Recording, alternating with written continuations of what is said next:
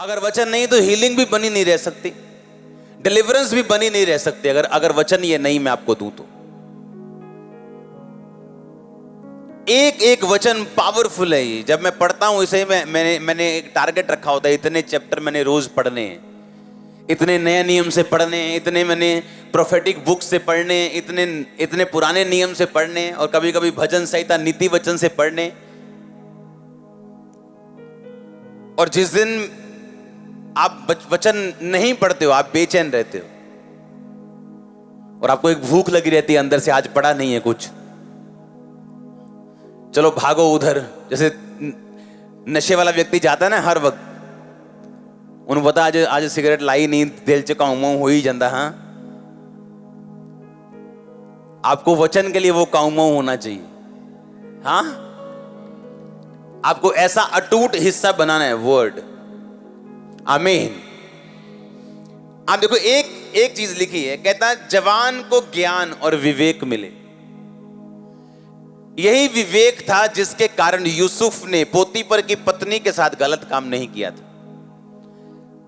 उसने कहीं बाइबल में लिखा नहीं था व्यभिचार ना कर, वो अभी हुक्म आए ही नहीं थे, तू हत्या ना कर, चोरी ना कर, वो आए नहीं थे अभी, वो मूसा के बाद आए, तब नहीं थे। पर बाइबल कहती उसने कहा वो मेरा मालिक जिसने सब कुछ मेरे हाथ में कर दिया, जिसने मुझे ब्लेस किया, मेरा वो शारीरिक जो मालिक है, मेरा बॉस है, क्या मैं उसके साथ ये गद्दारी करूं और उसकी वाइफ के साथ गलत काम करूं? कहता मेरे विवेक ने मुझे ये करने की आज्ञा नहीं दी। और कैसे मिला विवेक? कहता नीति वचन, कहता इनके द्वारा पढ़ने के द्वारा, कहता वचन को पढ़ने के द्वारा तुम्हारे विवेक की बढ़ोतरी होगी, तुम्हारा विवेक सही होगा। और जहां विवेक गड़बड़ हो जाए, लाइफ क्या जनरेशंस गड़बड़ हो जाती। हालेलुया।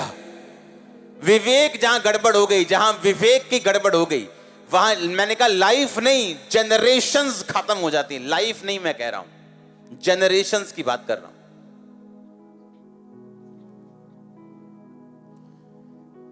एक ऐसा बंदा जो अभी अच्छी पोजीशन पे है, अपनी लाइफ के पुराने टाइम में जब वो जवान था, उसने एक व्यक्ति को मार के उसकी प्रॉपर्टी ले ली, क्योंकि वो अकेला था, उसको खत्म कर दिया। स्ट्रेटेजिकली बड़े बड़े ध्यान से उसको खत्म किया, किसी को मालूम ना हो। अब जब उसके बच्चे बड़े हुए, वो उसको जवाब दे रहे हैं, जितना वो करप्ट था उससे 10 गुना करप्ट निकल रहे हैं। तब तो कुछ किसी ने आवाज नहीं लगाई होगी कि भाई, तब तो खुश हुआ होगा कोई, इतने लाख का फायदा हो गया उस जमाने में, क्योंकि विवेक मरा हुआ था, तब फायदा नजर आ रहा था। अब जब वापिस आ रहा है सब कुछ ऊपर से उसके बच्चों के द्वारा, अब वो रोता है, और रोने से कोई हल नहीं होगा। अगर विवेक जिंदा होता तो ये काम होता ही नहीं। आज एक औरत दूसरी औरत का घर खराब कर रही, उसके पति को अपना कर रही कि लव हो गया, ये हो गया, वो हो गया। आपको क्या लगता है 10 साल बाद आपके साथ क्या होगा? क्या जो आपने बोया, क्या वो आपका पीछा नहीं छोड़ेगा? मैं उन लोगों से भी बोलता हूं जो कभी मिनिस्ट्री में रहे, मैंने कहा जब तुम जाना तो वो बो के जाना जो तुम खुद काटना नहीं चाहते हो।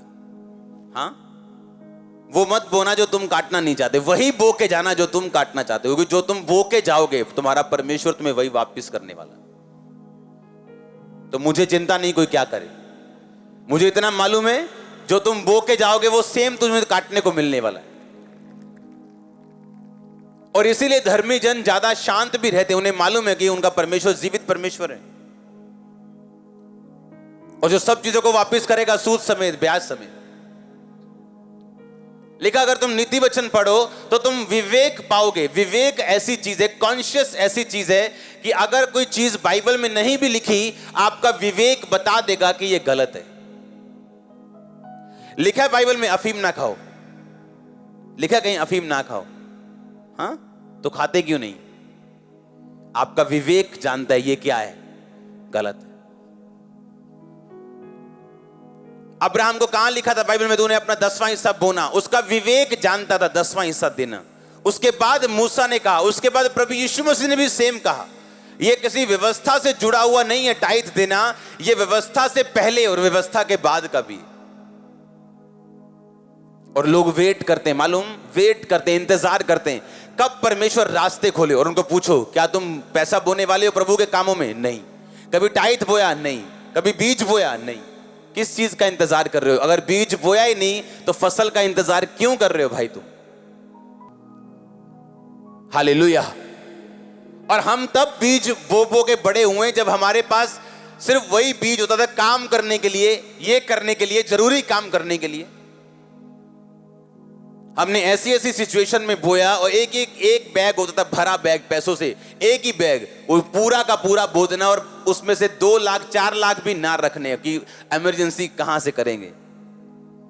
और जैसे ही हमने बोना 2 महीने बाद क्या पता लगना जी, अच्छा जी लोग ज्यादा हो रहे हैं। क्या किया? बाहर चर्च के बाहर ओवरफ्लो सेक्शन बन गए 4। क्योंकि आपको वचन बढ़ना सिखाता है, आप अपनी विश से या इंतजार से नहीं बढ़ते हो। समय सब कुछ सही कर देगा, इस सदी का सबसे बड़ा झूठ है ये। समय के साथ सब कुछ ठीक हो जाएगा, इस सदी का सबसे बड़ा झूठ है ये। समय के साथ कुछ भी ठीक नहीं होता। आपको फैसला करना पड़ता है, मैं अपने कंफर्ट जोन से बाहर आऊंगा, चाहे वो बोने में हो, चाहे वो प्रेयर में हो, चाहे प्रभु के साथ कमिटमेंट करने में हो। मैं ये करूंगा ताकि मैं अगले लेवल पे जा सकूं, नहीं तो नहीं होगा ये। आप इंतजार करते रहोगे, सिर्फ इंतजार ही करोगे। आप उस व्यक्ति की तरह हो जो अपने 10 एकड़ के पास बैठे इंतजार कर रहे हो कि फसल कब आएगी। वो आएगी नहीं कभी जब तक बीज नहीं बो।